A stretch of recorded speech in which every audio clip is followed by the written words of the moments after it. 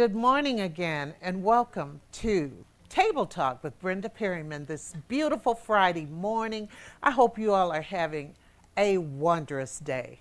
I know I am. And I'm Brenda Perryman, and I'd like you to meet my co-host. Hi, I'm Cheryl Ajamu, owner of the Ajamu Group. We produce the Multicultural Media Luncheon during the Detroit Auto Show. Good morning, Tamika Ashford, Public Relations Consultant. Good morning. I am Tiffany McEvans, attorney and adjunct professor at Thomas M. Cooley Law School.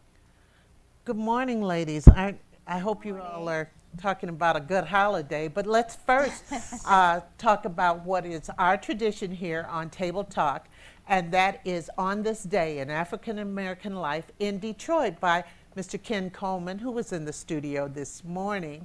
And on this day, May 23rd, on this day, May 23rd, the First Michigan Colored Infantry, a volunteer group of black men who have served on the Union side during the Civil War in 1863, officially undergo a name change. The 102nd Regiment United States Colored Troop. They now promptly trek into northeastern Florida, where they continue to battle the Confederate forces. The unit will disband in 1865.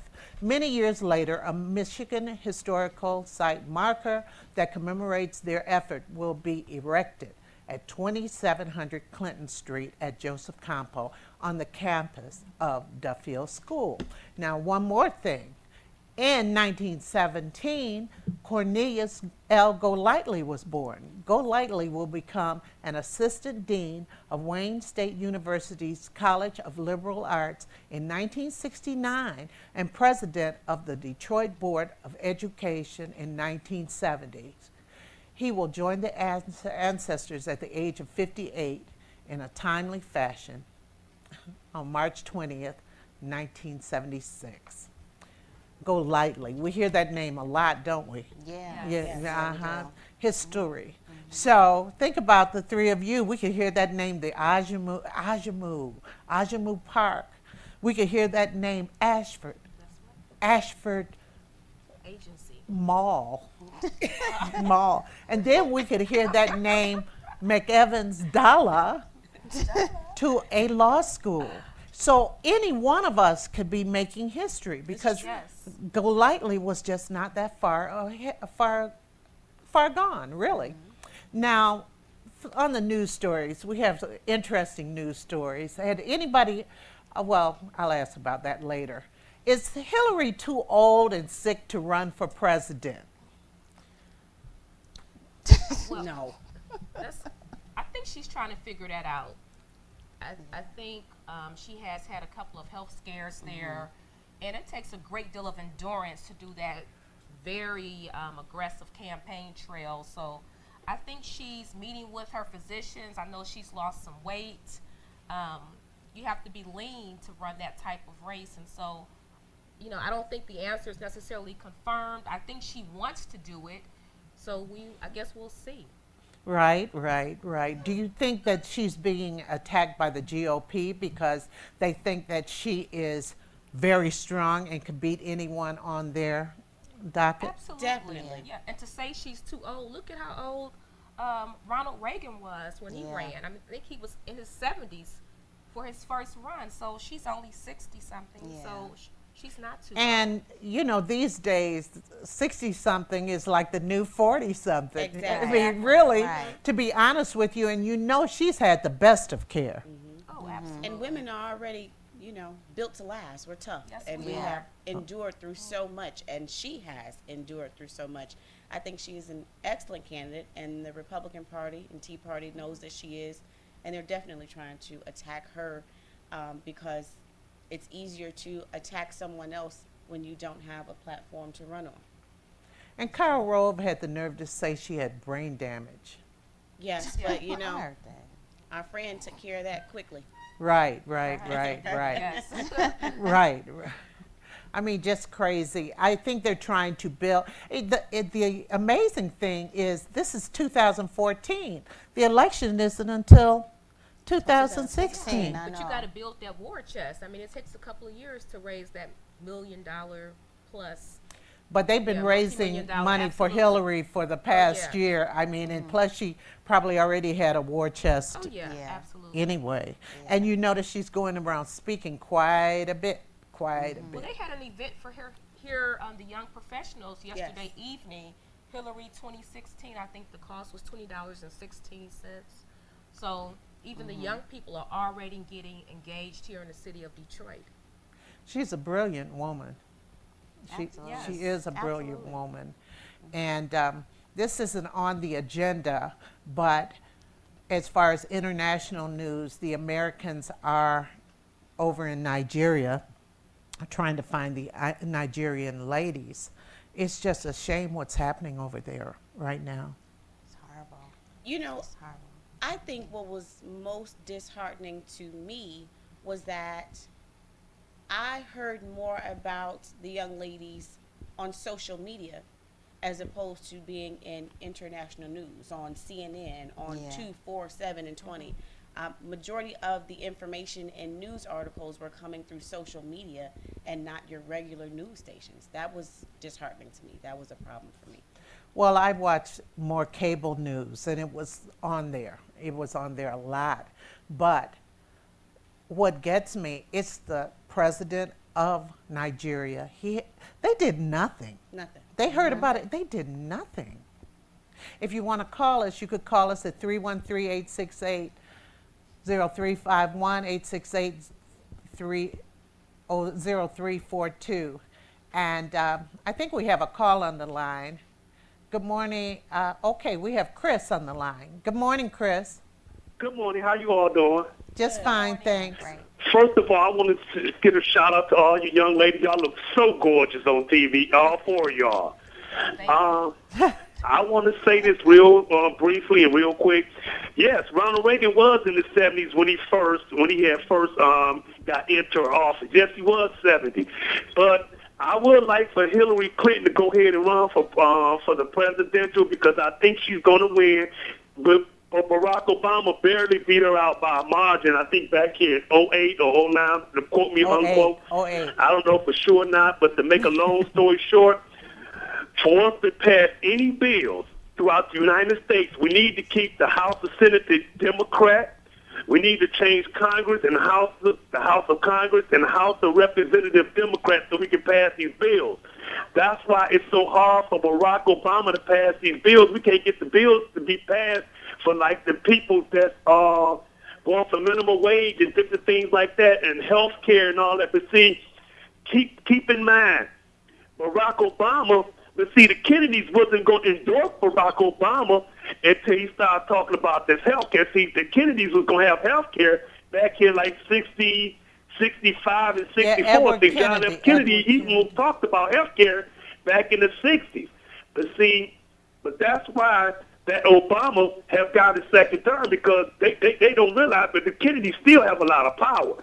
And they told Barack Obama, look, if you vote and talk about this health care, we're going to endorse you for both terms.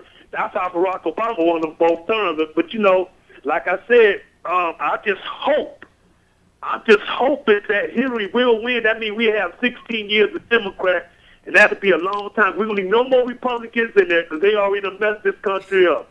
Y'all have a blessed day. Y'all give me some feedback. Y'all stay lovely now. Y'all have a blessed day. Thank you. Thank you very much. Made my day, made my day.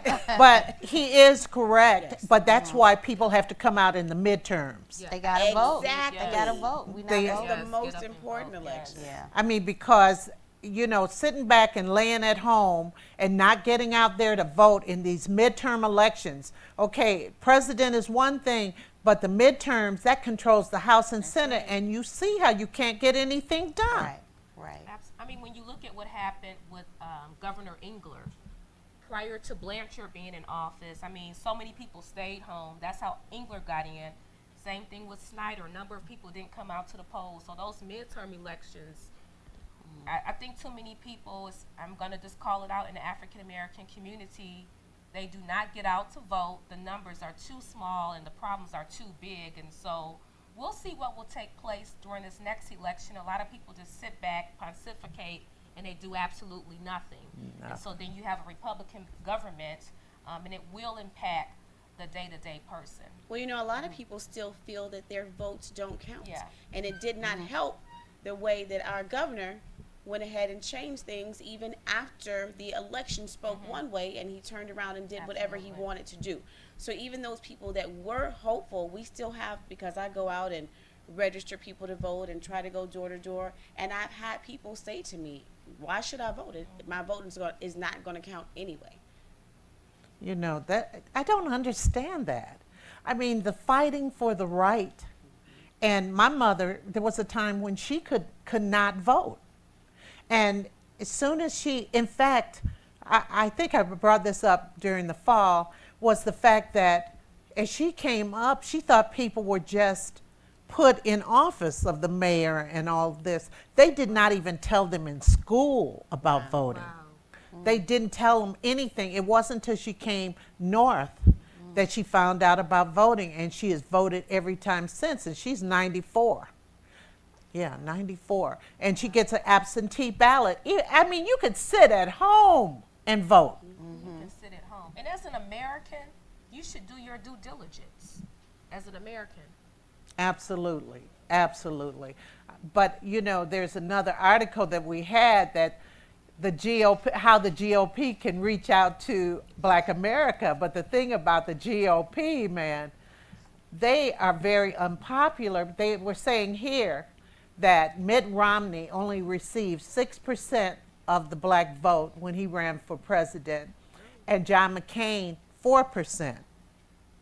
Now, first and foremost, why do you think that the Republican Party as a whole has been a turnoff to African Americans? Cheryl? Just what they stand for, just the policies alone. I mean, I think they're kind of responsible for people not wanting to vote, the frustration of it all. Now, you're from Tennessee, correct? Yes. Did you notice anything down there? Did the voting go? Was it Democratic or just? It was Democratic, but during the time when I was younger and Memphis elected its first Black mayor, we had to do like a 3-stage process. So first we had to get people registered to vote. And then when election day came, we had teams of people that picked up people, provided water for people to go out, you know, because it was hot during that time. But there was like a strategy to it, because there were people, and I have a cousin that, I mean, I don't think he still votes, but we had like a Really? big debate about it, you know, because he didn't think that it really mattered. He said it didn't matter. I mean, and we were younger then. He was like, I just don't see the purpose of it. And there were lots of people like that. So Black we had people? to, yeah, because they felt like it didn't matter. Even though in our family, we had a lot of people that were very active in the NAACP. I mean, great aunts, great grandmothers. But, you know, when it got down to like our generation, you know, I just had this cousin, he just he didn't believe that voting really counted. So in Memphis, that's what we did, because it was, you know, Memphis is very, you know, separated. So, you know, all the Black people here, all the white people here, but, you know, when we were trying to elect the first Black mayor, everybody came together, not because he was Black, but because he was a former educator. You know, he had been on the school system. He had turned that around. He was a former principal. He grew up in the inner city. So it wasn't just because he was Black, but because he was qualified to do. And then when we saw what he did, he, you know, served a couple of terms. So Wow, that is great. What about you? You know, I think, first of all, when you look at the history of America, there were a number of African Americans who were Republicans. When you look at folks like Yes. Frederick Douglass, but then the party was so different. They had a level of integrity, and I don't think you see that happening today. I think also, too, with the Republican Party in the 21st century, I haven't seen, and maybe I missed it, but I haven't seen them really connect or deal with issues that affect or impact the African American community. When they do engage with African Americans, they'll pick someone like a Stacey Dash, an actress, Yeah. who is, you know, Who's not that respected in the Black absolutely community not. in the I mean, first who place? is she? No offense to her, but who is she? I know. And so I believe there's other African Americans who could be identified to fit in this category, but they don't seek them out, if you will. Right. Well, we have a call. We have Monica on the line. Good morning. Good morning, Ms. Perriman, and to your guests. Just wanted to get your thoughts and support on the issue of 120,000 Detroiters that will be cut off from their water between now and Memorial Day, and how significant that is in terms of being a human rights issue. I just think it's critical that we have that conversation, given the fact that our pensions are under assault, and then the possession and control over our water asset is under assault. But to do that at such a critical time as we go into Under the summer season. Republican administration, too. I mean, Yes, ma'am. I thank you for that question, Monica, because you're right. It is a human right. And for Absolutely. people just to tell somebody 2 weeks ahead, we're going to cut your water off, Right. Yes, that, ma'am. that is crazy. What are your thoughts? And we'll tell you what ours are. Well, I think one of the critical points is that under the leadership of Councilmember Watson, along with the Honorable Mary Ann Mahaffey, there was a policy that was enacted called the Water Affordability Act that sets aside the overdue monies to the tune of about $5 million a year for the purpose of assisting low-income families and seniors. And Right. so to deny that process its ability to be implemented. And that's what I wanted to ask you. They are denying that that even exists? Yes, ma'am. It's not being utilized. Oh, that is crazy, because I watched Councilwoman Watson yesterday. I think she was on yesterday and was talking about this. And Yes, ma'am. I agree that, and for them not to give people an opportunity to come, let's work something out, they should be talking to all those people. Don't you think? Yes, ma'am. It's critical. And it really puts families at risk because it does a couple of things. If you have health issues, water is critical for everything we do, bathing, food, preparation, taking medication. Yes. But your children, you're at risk of losing your children if they are residing in a home without water. Absolutely, absolutely. Ladies, can we have some more thoughts on that? It is extremely important, as Monica indicated, everything from using the restroom to brushing your teeth. You need water to live. to exist. Sanitary situations. Exactly. And, it was, it was really less than 2 weeks that was provided and given, because most people weren't really notified in the beginning, and some of them honestly still don't know. Everyone has not really been made aware if you're a part of this 120,000 people who will not have water. So what we need to do, I think it's amazing how our political figures get out and support other individuals, but when we have home issues, this will affect all of us, each and every one of us, because what will happen is, unfortunately, your crime will start to rise. People will start, breaking into other areas. Because Rise higher. Exactly. No one wants their children to be taken away because they don't have water. Not necessarily because they're not good parents or they're being neglectful, but they haven't been put in an opportunity to try to rectify the situation. And just to piggyback on what Attorney Tiffany is saying, it is a human right. How is this acceptable? And it'll be interesting to see where the numbers are. Is this going to take place in Wayne County? Will this greatly impact our senior citizens? Well, in Detroit, people who make Yes. under a certain income, would this be acceptable if people were having financial hardships out in Oakland County, to Washtenaw County? I think it's a Detroit issue. It'll be interesting to see what our leadership says here in the city and of that's Detroit, what as I'm well gonna as in Lansing. I'm gonna interject on that, because it seems like the leaders need to be on top of cars and everything, outraged, They're not. fighting for the That's what I'm fighting saying. for the They're people. not. That's what my question is. Where are they? Where are they? Where are Sound they? the alarm on this. Everybody sitting up Sound the grinning alarm. and smiling, looking in Jamie Dimon's face the other day, which was, I understand. But the fact is, why aren't you outraged? Why aren't the city council people, I don't know what they've done, I haven't heard about it, who are in these particular districts up there fighting for the people in their Well, I'm districts? going to call. I know several of the council members. I'm going to give give them a call. Maybe they're doing something. Maybe we're not aware of it. Yeah. But I am going to put a call in. Monica, one last May I thought. interject just one piece, and I'll hang up so you can take more calls. We are the leadership we've been looking for. Yes. We have repeatedly seen over and over where these people have given corporate entities tax abatements, where they've given them property for $1, where they've denied the citizens the ability to be able to purchase that same property. We're seeing the Absolutely. privatization of jobs. So, this is the same governor that promised us he would not implement right to work. He would not give Detroit an emergency manager.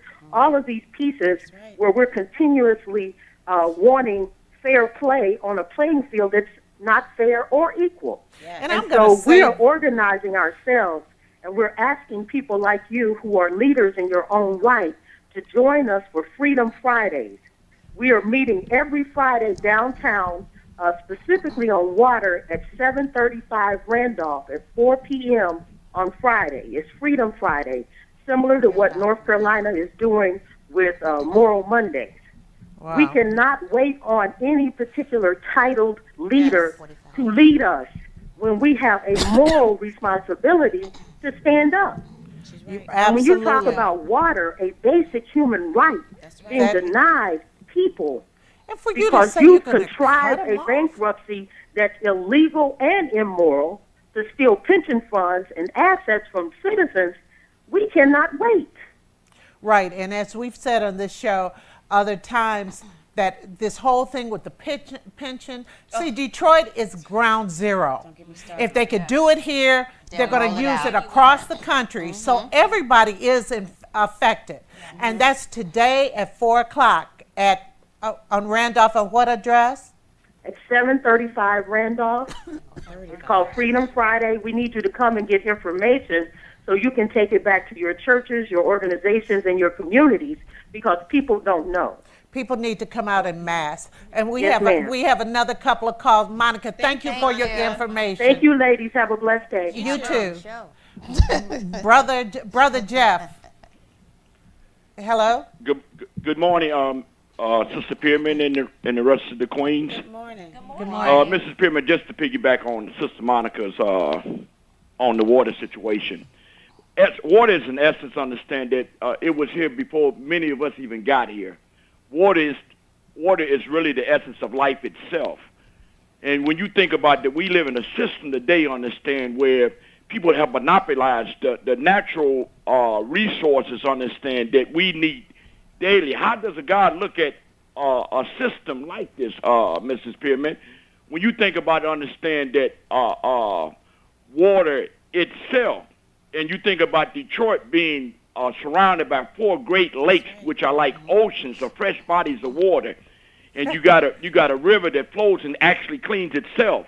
And you think about what you see going on in Texas and down in Mexico and California, where there's a water shortage. Right. It's a serious situation. And as Sister Monica is saying, the problem is us being where we are in the city of Detroit. And as you said, Mrs. Pierman, Detroit is a holy place. Yes. And they know it. And they know in order to rule, they must get back in Detroit. And that's the whole movement right now in Detroit. But I would say this to you sisters, understand, that the God is present, and the God, understand, of righteousness is on the move as you begin to watch what's happening across the planet, the floods, the drought. All this is God's anger and what these people continue to do with the masses of the people who have nots. And God is really angry, and it's going to get worse, Mrs. Pyramid. Just stay on the planet a few more days, and by this summer, you're going to bear witness that God's anger is going to strike just about all of us because of what's going on. That's what people have been talking about. I thank you, Brother Jeff, for calling Thank you, in and sisters. watching. You all have a blessed and safe holiday. too. You Thank too. you. We have Carolyn on the line. Good morning. Yes, good. Hear me? Yes, I hear you. Okay, I hate to change the subject, but I agree with all of you on the water situation. We must all band together and do something about this. But I have a question regarding the bankruptcy. and I was hoping that I could catch Monica before she hung up. Oh. I have a relative who's received a letter saying do not vote, either yay or nay, and with 2 letters of endorsement in the package from some of the 2 of the unions. So I was just wanting to get some advice on that for my relative. Well, I think, you know where I'll Monica... hang up so that I can hear you. Well, you know Bye-bye. Okay, thank you. Thank you.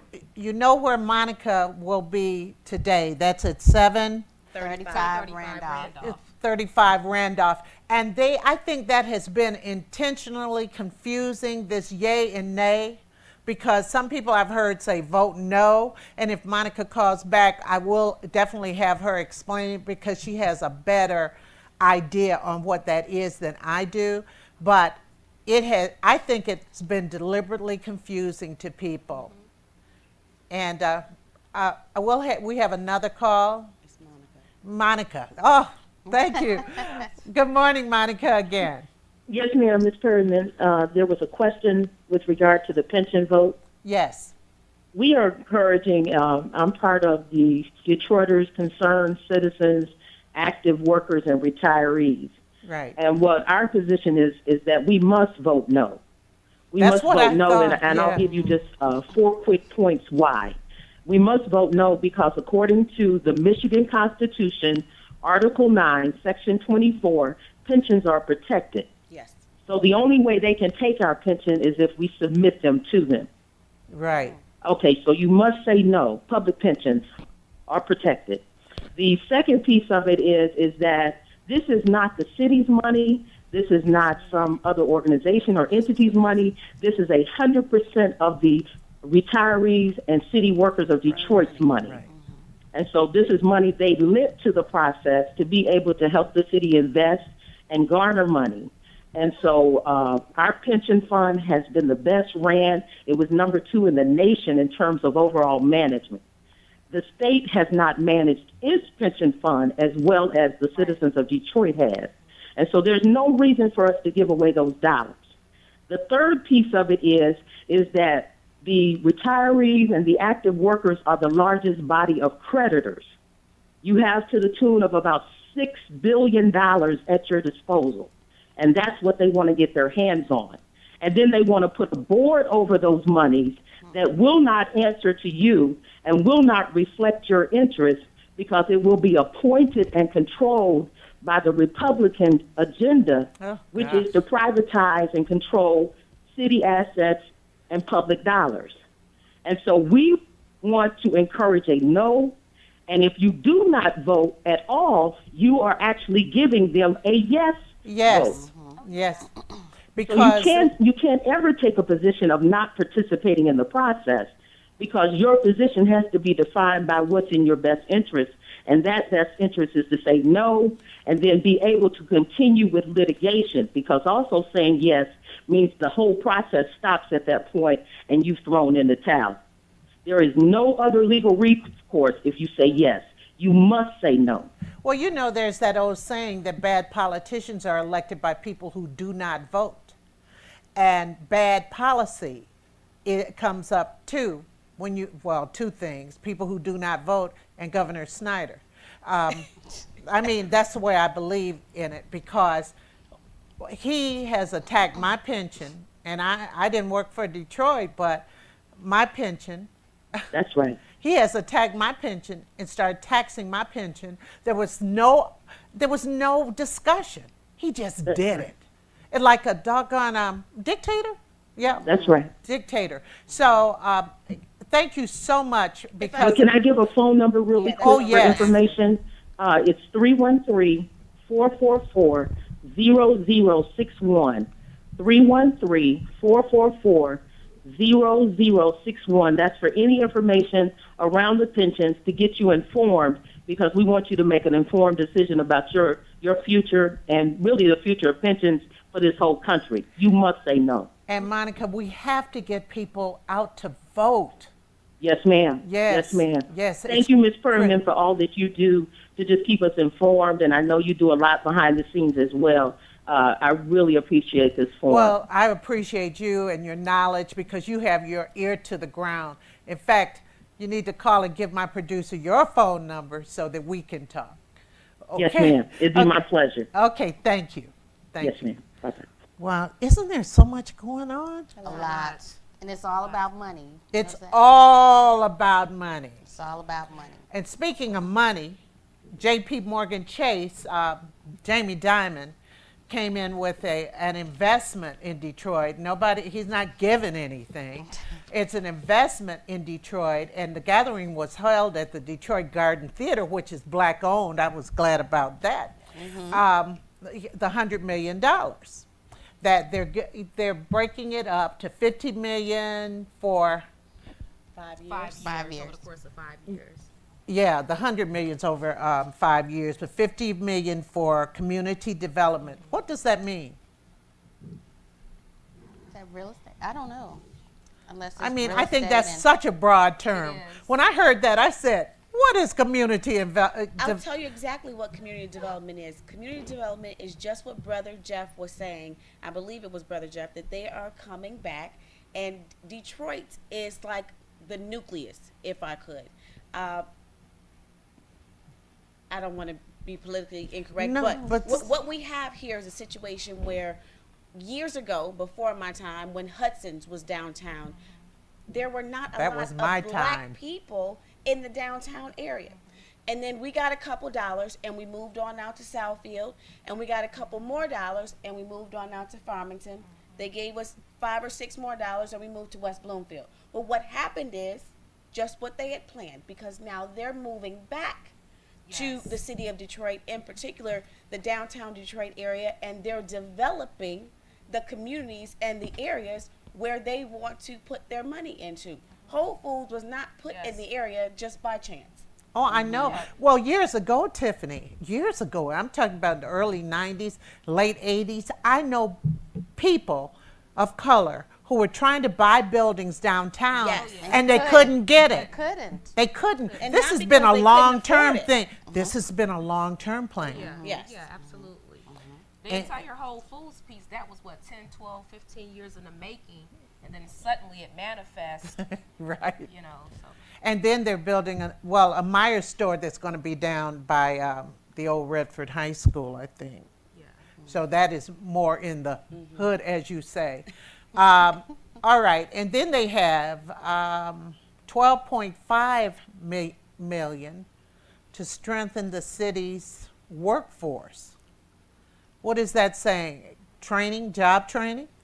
What does that mean, and who is inclusive Thank of that you. workforce? That is Will it be what. persons who look like myself, Attorney Tiffany? I mean, it'll be interesting to see what that makeup. We don't know. of And it would be population is like. interesting to see the business owners who are getting, the small business owners who are getting the opportunity to take advantage of this. Yeah. That will be very, very interesting to see because, and who was invited to this piece the other day? Do you know much about that, Tamika? At the Garden Theater? At the Garden Theater.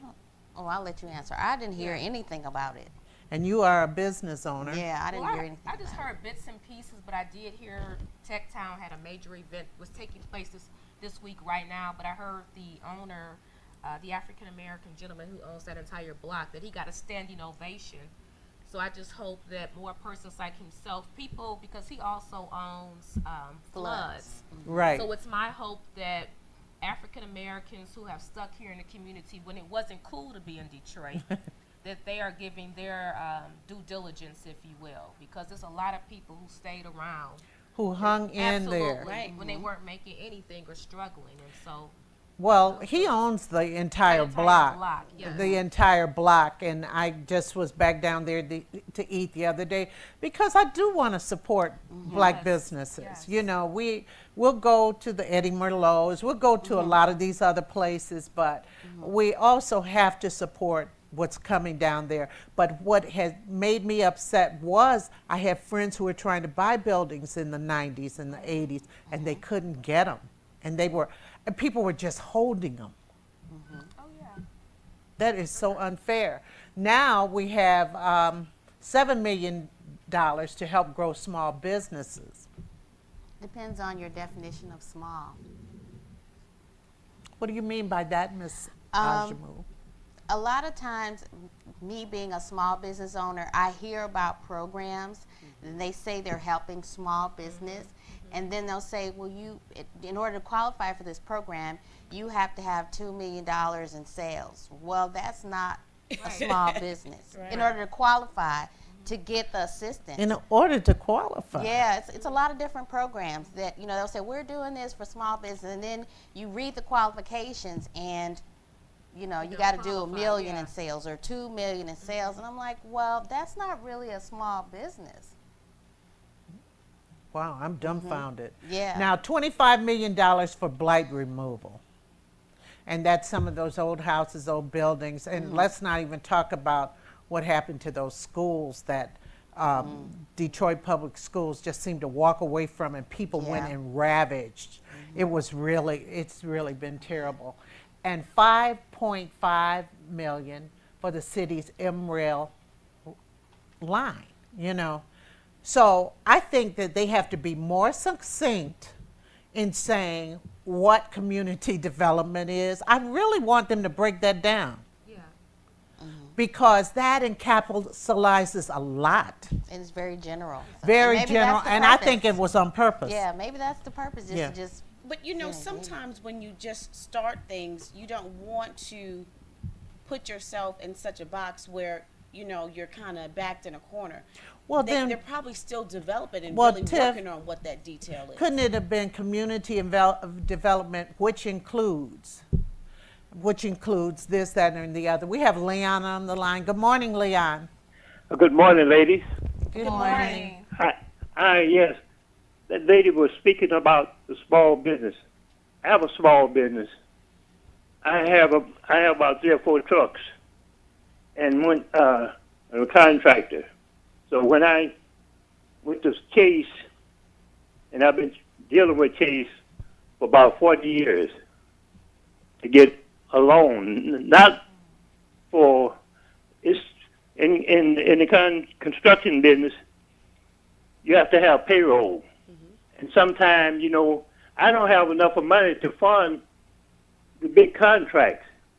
So I went out, and they sent me out to a commercial place to apply. Now they know that I can apply because of my ratio of debt. I owe Ford Motor Company. Now I can get money from Ford Motor, get vehicles and everything from Ford Motor Company, but they talking about I owe so much money out, and that's how most black business cannot. You can't survive. You cannot get in there with the big guys because like I say, I have 4 or 5 good trucks, but I only can get the small jobs because they would not let me have no money because I guess I'm a bad risk. I've only been here 64 years. God. And I retired from the city. I'm a DAV, and you go veterans the same way. The veterans send me a form out as to what can they do for me. I was just so embarrassed. I sent it back. What can they do for me? You haven't done nothing for me in 64 years, so you can't do nothing for me now. And it's a shame they won't give you enough money to make payroll, to get a decent. I mean, you get $20, $30, $40, $50,000. You need more money than that to operate that type of business. So thank you very much, ladies, and have a blessed day. Thank you. And I wish it was somebody or a group of somebody who can serve as the middleman consultants for people like Leon, people who have small businesses, who know the people to contact, know the right people, because part of it is knowing who you know. That's very true. I think it was interesting that he said, he's good enough to get a loan or purchase a car. A car. Something that's going to depreciate. Exactly. Exactly. But they'll deny him for, to improve and better his business. Oh my goodness. Well, let's get through a couple of other things real quick. Our time goes by so quickly. But yeah, we're going to keep on top of that. Definitely, we have to, because a lot of money's going around downtown. Downtown and Midtown. And Midtown. Oh, of course. And let me just say, because I came from Memphis and I'm seeing the same thing, and I'm already on the other side of that in Memphis, where, you know, growing up, Beale Street was like just for black people. You know, they owned all the businesses, you know, it was pretty much African Beale American Street is owned. a famous street, too. Right, right. And then there was a period where, because downtown there were like projects and things like that. So like around the 90s, they started getting rid of the projects. And they started, you know, redoing downtown. It was slow, but they really started redoing downtown. And then they brought in the FedEx Forum. They knocked down some more projects. And a lot of churches own properties too. They brought a lot of the properties from a lot of the churches, and now they're, you know, it's like a total different vibe down there.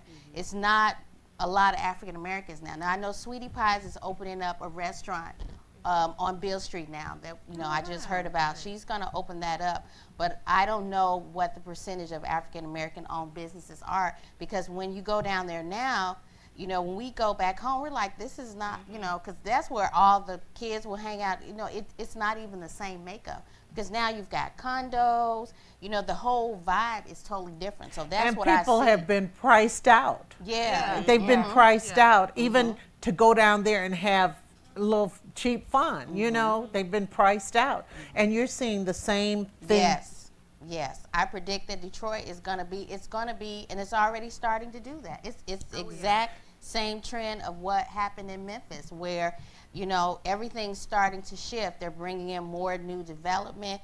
You know, people are buying things for cheap, and then they're going to turn around and, you know, it'll be worth millions. But they didn't put, you know, they bought it for little or nothing. You know, there was a scene in School Days at the end. You all remember Wake when up. Lawrence Fishburne was like, "Wake up." Wake up. And if we don't wake up, I mean, the writing is on the wall, and so we know what the plan of attack is, and so it's up to us. What are we going to do about it? I mean, Well, you know, too, you got to make your presence known. absolutely. You got to make your presence known. I appreciate people calling in, and I love coming down here and doing the show, because I think people should know about certain things, but we have to make our presence known. Every time they turn around, we are there. We have Rufus on the line. Good morning, Rufus. Hello, how's everyone doing? How you doing, ladies? Fine, thanks. It's a very interesting topic today, and I just kind of want to put out there that I think the citizens should know that all the development is not only taking place in Midtown and downtown. They might get the majority line shares of the news, and rightfully so, but there's tons of pockets in the city that's being redeveloped by anybody that wants to get involved. I think, and I look at things a little bit different because... You're a business owner, right? Yes. I'm on the Avenue of Fashion. I'm involved in... This is Rufus Bartell, right? Correct. Hi. We're Rufus. redeveloping the Avenue of Fashion, and there's a lot of things happening there, along with some other stuff that we're doing. But I want people to know that, from my perspective, I think this is an unprecedented opportunity for the city of Detroit and people that want to participate. I mean, I say don't get caught up in the headline, because this entire city has to be rebuilt. So if a person doesn't have financing wherewithal to be in Midtown and downtown, then control uptown. Absolutely. There is no excuse where we can't fit in that. And about this J.P. Morgan, one of the things that I was encouraged about is that when you have a large organization that contributes funds to a city or a municipality, the main thing that they worry about is, are those dollars going to go where they are intended? So they partner with trusted people who have a track record of delivering those dollars the way they say they're going to deliver. For example, the $50 million that's going to Invest Detroit and Capital Partners, I thought that was a brilliant move, because if you look at Invest Detroit over there with Mary King, they are tremendous in terms of now lending money from a foundation standpoint, not a banking standpoint, to small business. I think they have 6 or 7% money. I'm not exactly sure. Then you got Lift Detroit, you got Detroit Investment Funds, and these are all funds outside of the bank whose sole purpose is to lend money to small businesses who don't have to answer to shareholders like a bank would.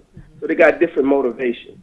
So I want people to understand that, and not every time an announcement is made be speculative on some conspiracy theory. Just get into the game and don't speculate. Find out what the facts are and get involved. Right, get involved. And like I say, make yourself known. I mean, people can talk to people like you. You've been in business a number of years and see, you know, what can be my next step. And Rufus, I agree with you 100%. Yes. There was a group of young men and women similar to businessmen and women like yourself who got together and formed a commercial real estate investment group. And we've been meeting and doing different things because there are other avenues and different things out there. And just like I was, you know, saying once before you called, where Ms. Perryman was asking and indicating, well, why wasn't it specific, or why it may be there and it will get there, but like Rufus said, don't be afraid to jump in there and try. Maybe you were turned down the first time, and that's okay. Speak to someone else. Get that knowledge, like Right, you said, right. and keep You going. have Keep to trying. persevere and be persistent. We just have 4 more minutes. Thanks, Thank you, Rufus. Rufus. We Thank have you. Deborah on the line. Good morning, Deborah. Hello? Oh, hold on just a second, Deborah. Good morning. Hello? Hello? Hello. Hi, is this Deborah? Yes, ma'am. Good Hi. morning to you, Hi. Mrs. Perryman, and to your guests. I just wanted to say you mentioned make yourself known. And today at 4 o'clock at 735 Randolph, Right. you know, we've got a number of issues. We've got the proactive issues around development, such as the gentleman just mentioned. And then we have the immediate crises that's impacting an entire different population. And what really is happening is the gentrification of Detroit. And those most vulnerable are being attacked.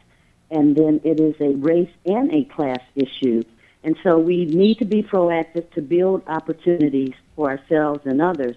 But we also have to hold the line on some basic human needs around, you know, the right to, you know, water, the right to a roof over your head, and some of these other things, training, education, and it's a complex issue. But I would say at 4 o'clock today, if you all are available, I think you would be able to contribute as well as learn a lot about what some of the facts are that aren't getting out in the broad media. Right. And that's at 735 Randolph, which is the Water Board building. Yes, we Monica called in, and we're excited about that. I wish I could go. I have to be with my mom. She's 94. I have to be with her this afternoon, but I do plan to come and participate in everything. I can't wait to do that. And But they'll be doing this.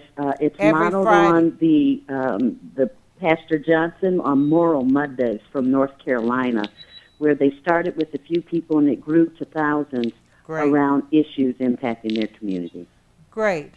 And And- thank you so much, Deborah. Thank you. You ladies have a blessed day. You too. Thank you. And Mhm. like, You too. and like Rufus said, yes, other places. Now, I've seen other areas in the city being built up because people are taking advantage of that. And I hope those areas are patrolled and everything as much as they're patrolling the businesses in other areas of the city. I mean, downtown, midtown, you know, because crime is the elephant in the room all the time, I just believe. And we just have another couple minutes. But let's go to something else. Let's go to I put it under social issues, but how many of you saw the hologram with Michael Jackson? I liked it. I saw it. It was awesome. I liked it. It was very good. I But was mesmerized, actually. did you notice the people in the audience? They were stunned. They They were were- like, "Is it Michael?" I mean, and some people were shedding tears. Some people were crying. And I mean, it looked like the Michael, and someone brought it to my attention.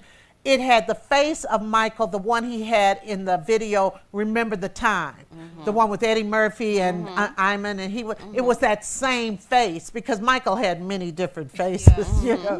But would you like someone you know who has passed away to be able to come back as a hologram? That's wrong. I mean, no, I'm serious. No. I'm serious, just for 5 minutes of pleasure. or to talk to that grandmother again to I find was out. gonna say, The yeah. grandfather piece, yes. But You know, when you said that at first, like Tamika, I was like, oh, I don't think so. Right. But my mom and her mother were very close, and she passed away when I was like 3 or 4. So if I were able to have a hologram of my grandmother, just to have that interaction, I think I would. But You like, thought I was talking about having a boyfriend come back. what? No. No, thank you. Or ex-husband. I mean, no, but oh God, what was I thinking?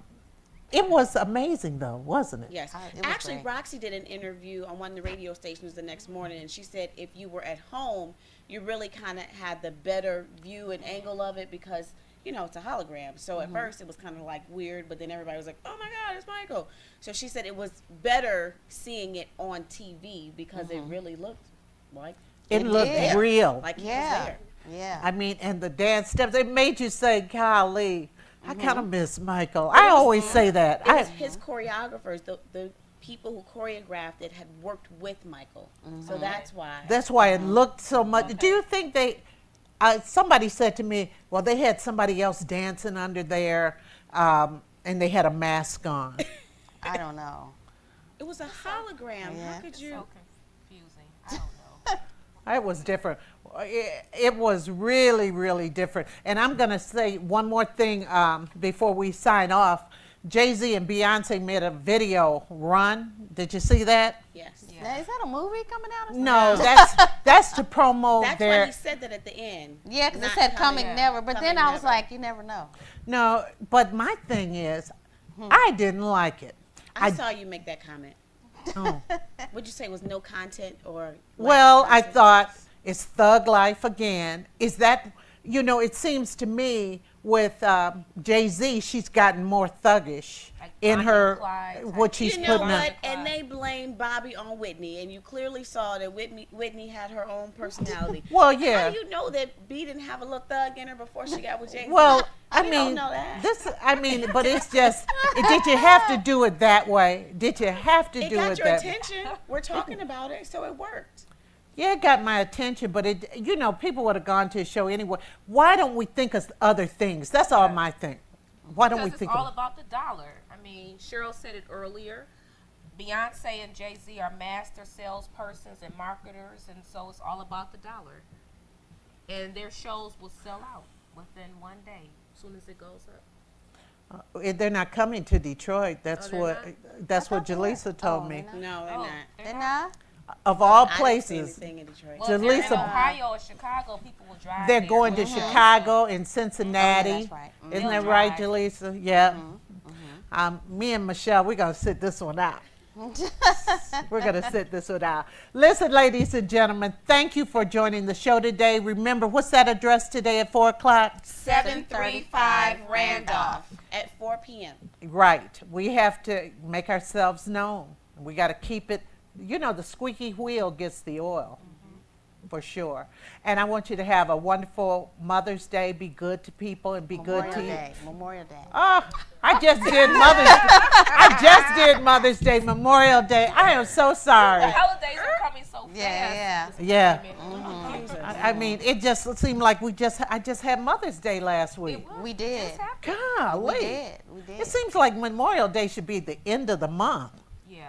not almost in the middle.